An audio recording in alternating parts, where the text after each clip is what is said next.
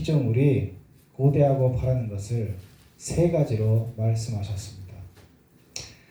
첫 번째로 피조물이 고대하는 것은 하나님의 아들들이 나타나는 것입니다. 19절에 피조물이 고대하는 바는 하나님의 아들들이 나타나는 것이니 이렇게 말씀합니다. 피조물이 고대하는 바는 하나님의 아들들이 나타나는 것입니다. 인간의 구원과 함께 피조물도 회복이 된다는 것을 피조물이 알고 있다는 말씀입니다. 아담의 범죄로 말미암아 피조물까지도 하나님께로부터 저주를 받았습니다. 인간이 구원을 받으면 피조물까지도 원래의 상태로 회복된다는 것을 피조물은 바라고 있다는 말씀입니다. 에덴 동산의 모든 피조물들은 매우 아름다웠습니다. 그러나 아담의 범죄로 말미암아 땅이 가시덤불과 엉겅퀴를 낼 것이라는 저주를 받았습니다. 타락한 인간들은 자연을 파괴시키고 있습니다. 미세먼지나 황사가 왜 생겼겠습니까? 미세먼지와 황사가 발생하는 것은 피조물이 저주받은 증거입니다. 그래서 인간들보다 피조물이 장차 나타날 영광을 더욱 바라고 기다리고 있다는 말씀입니다. 그것이 자연입니다. 고대하는 바라는 말씀은 학수고대란 의미로 피조물들이 본래의 상태로 회복되는 날을 얼마나 간절히 열망하고 있는지를 잘 나타내주는 말입니다. 타락한 인간은 이 진리를 알지 못하고 있지만 피조물은 이 진리를 알고 하나님의 아들들이 나타나기를 학수고대하고 있다고 하십니다. 하나님의 아들들이 누구입니까? 14절에 무릇 하나님의 영으로 인도함을 받는 사람은 곧 하나님의 아들이라고 말씀하셨습니다. 하나님의 영으로 인도함을 받는 사람이 곧 하나님의 아들들입니다. 그럼 하나님의 영으로 인도함을 받는 사람은 어떤 사람입니까? 4절에 육신을 따르지 않고 그 영을 따라 행하는 우리라는 말씀에서 육을 따르지 않고 영을 따라 행하는 자, 곧 그것이 하나님의 아들들입니다. 5절에 육신을 따르는 자는 육신의 일을, 영을 따르는 자는 영의 일을 생각하나니 라는 말씀에서 하나님의 아들들이 영의 일을 생각하는 자들입니다. 육신의 생각은 사망이지만 영의 생각은 생명과 평안입니다. 육신의 생각은 하나님과 원수가 될 뿐 아니라 하나님의 법에 굴복하지 아니하는 것입니다. 육신에 있는 자들은 하나님을 기쁘시게 할 수 없는 자들입니다. 이상의 말씀에서 하나님의 아들들은 육신의 일을 생각하지 아니하고 영의 일을 생각하는 자들입니다. 하나님의 아들들이 나타난다는 말은 예수님의 재림의 날에 부활하여 영광의 몸을 입고 그리스도 영광에 참여하게 되는 것입니다. 하나님의 아들들은 주님 오시는 날에 부활하신 예수님처럼 영광스러운 모습으로 나타나게 될 것입니다. 예쁜 사람을 보고 천사처럼 예쁘다고 합니다. 그런데 사람이 아무리 예뻐도 천사만큼은 예쁘지 않습니다. 그러나 우리는 분명히 알아야 됩니다. 아무리 천사가 예뻐도 하나님의 심부름하는 존재에 불과합니다. 사람은 아무리 못나도 하나님의 아들입니다. 하나님의 아들들이 영광 중에 나타날 때 천사는 하나님의 아들들을 받들어 섬길 것입니다. 하나님의 아들들은 천사들로부터 섬김을 받게 될 존재들인 것입니다. 거지 나사로가 죽어 천사들에게 받들어 아브라함의 품에 들어갔습니다. 우리가 죽으면 천사의 받들임을 받아 영원히 천국으로 데리고 갈 것입니다. 최후의 심판날에도 부활한 우리를 천사의 받들림을 받아 영원한 천국으로 인도할 것입니다. 천사는 천국에서도 하나님의 아들들을 받들어 섬길 것입니다. 하나님의 아들들은 그리스도를 구주로 믿음으로 의롭다 인정받은 성도들입니다. 하나님의 아들들은 양자의 영을 받아 하나님을 아바 아버지라고 부르는 자들입니다. 성령이 친히 우리 영과 더불어 우리가 하나님의 자녀인 것을 증언하는 자입니다. 하나님의 아들들은 상속자입니다. 그리고 그리스도와 함께 한 후사가 되는 것입니다.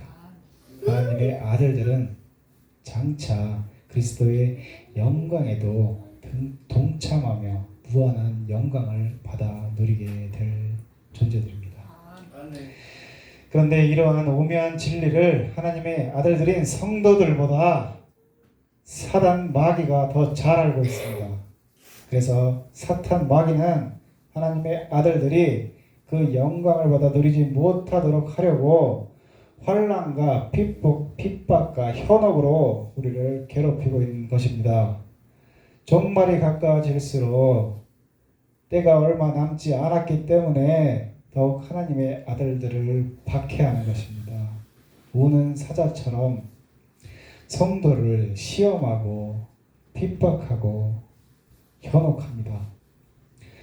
그런데 바울은 하나님의 아들들은 그리스도와 함께한 상속자니 우리가 그와 함께 영광을 받기 위하여 고난도 함께 받아야 할 것이라고 말씀하셨습니다. 그리스도께서 고난당하신 것처럼 우리도 필연적으로 고난당한다는 말씀입니다. 예수님께서도 세상에서는 너희가 환난을 당하나 담대하라 내가 세상을 이기었노라 이렇게 말씀하셨습니다. 봄이 되면 유채가 아름다운 꽃을 피워 많은 사람들의 마음을 즐겁게 해줍니다. 유채 씨를 가을에 뿌리면 싹이 나고 자라다가 겨울에 혹독한 추위에 얼어 죽습니다. 그러나 따뜻한 봄이 되면 뿌리에서 새싹이 나고 장다리가 나고 아름다운 꽃으로 피어납니다. 추위에 얼지 않으면 유채는 장다리가 나지 않고 꽃이 피는 대신 잎이 싱싱합니다.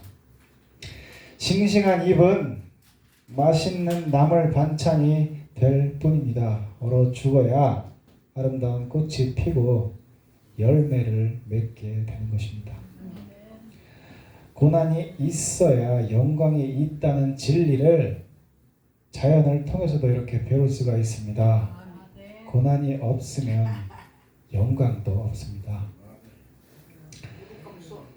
예수님께서 고난을 당하시고 십자가에 달려 죽으셨기에 죽음에서 살아나셔서 영광된 몸으로 하늘로 올라와 영원한 천국에서 영생을 누리시게 된 것입니다. 만약 예수님께서 십자가의 죽음이 없었다면 부활 그 자체도 없었을 것이며 천국에서의 영광도 누릴 수가 없게 되셨을 것입니다. 십자가 없는 영광은 없습니다.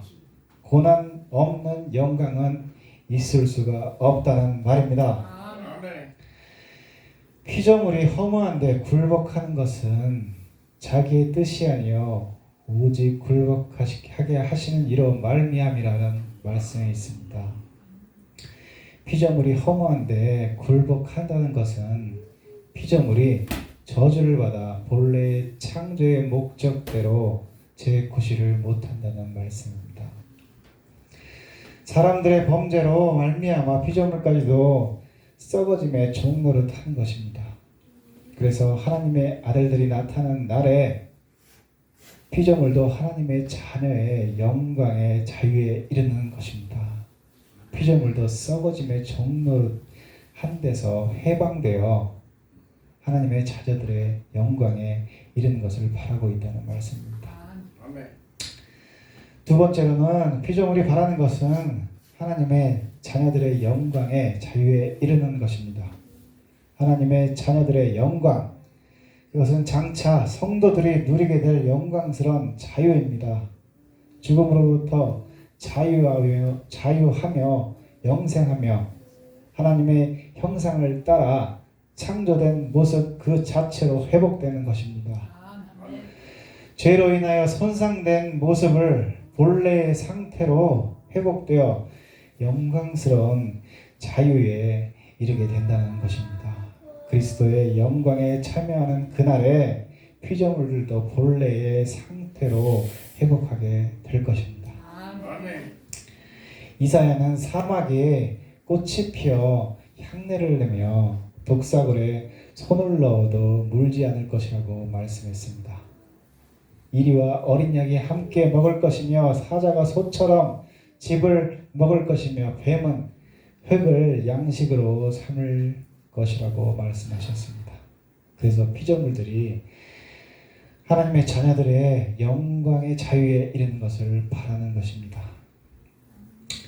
세 번째로는 피조물이 기다리고 바라는 것은 우리가 양지가 되는 것입니다. 23절에 그뿐 아니라 또한 우리 곧 성령의 처음 익은 열매를 받은 우리까지도 속으로 탄식하여 양자 될 것 곧 우리 몸의 성령을 기다리니라고 말씀하셨습니다. 피조물들이 나와 여러분이 하나님의 양자 될 것을 탄식하며 기다린다는 말씀입니다. 성령께서도 우리를 위하여 탄식하고 있다고 말씀하셨습니다. 성령께서도 말할 수 없는 탄식으로 우리를 위하여 간구하십니다. 우리가 그리스도를 믿음으로 말미암아 하나님의 자녀로 인정받아 신분상 그의 양자가 될 것을 피조물과 성령이 기다린다는 말씀입니다. 피조물이 이제까지 우리와 함께 탄식하며 고통을 겪고 있으면서 하나님의 아들들이 장차 나타날 영광을 바라보고 기다리고 있습니다. 피조물들이 탄식하며 하나님의 아들들이 나타나기를 기다리고 있습니다. 피조물이 이렇게 하나님의 아들들이 나타나기를 기다리는 것처럼 하나님의 아들들인 나와 여러분도 장차 나타날 영광을 기다려야 됩니다. 아멘. 어떠한 고난을 당한다 해도 참고 견디며 기다려야 됩니다. 장차 나타날 영광은 지금 우리가 당하는 고난과 비교할 수 없는 무한한 영광이기 때문입니다. 사람들이 병들어 고생하는 것이 어떻게 보면 불행하다고 할 수 있습니다. 그러나 병들이 불행한 것만은 아닙니다. 어떤 믿음의 사람은 병들지 않았을 때 듣지 못한 것을 병들음으로 들을 수 있게 되었다고 합니다. 병들지 않으면 부르지 못하는 찬송을 부를 수 있게 되었다고 합니다. 병들지 않으면 들을 수 없는 진리의 말씀을 병들고 나서야 들을 수 있다고 말하기도 합니다. 병들지 않으면 볼 수 없었던 성경 말씀을 볼 수 있게 되었다고 합니다. 병들지 않았을 때 깨닫지 못했던 말씀을 병들음으로 깨달을 수 있었다고 합니다. 같은 노래지만 병든 사람이 부르는 것과 병들지 않은 사람이 부르는 것은 다릅니다. 병들지 않은 사람이 느낄 수 없는 감정을 병든 사람은 느끼는 것입니다. 병들지 않을 때보다 더 많은 것을 느끼고 깨닫고 알았고 찾았기 때문에 병들음으로 행복을 더 많이 찾을 수 있고 느끼게 되었다는 말입니다. 병듦의 의미를 느껴야 됩니다. 병들지 않고는 믿을 수 없었던 것을 병들음으로 믿을 수 있게 되었고 믿지 못한 기적을 체험하게 되고 바라볼 수 없는 것을 바라볼 수 있게 되었다는 것입니다. 병들지 않고는 믿을 수 없는 것을 병듦으로 많이 얻게 되었다는 말입니다. 현재의 고난은 장차 우리에게 나타날 영광과 비교할 수 없는 무한한 영광입니다. 어떤 고난도 참고 이겨내시길 바랍니다. 조금만 참으면 무한한 영광을 누리게 될 것입니다. 우리 모두 현재의 고난과 비교할 수 없는 무한한 영광을 누리십시오. 우리도 주님 오시기를 고대하고 기다리고 있지 않습니까? 현재 고난과 비교할 수 없는 무한한 영광을 영원히 누리는 우리 모두가 되시기를 주님의 이름으로 축원드립니다.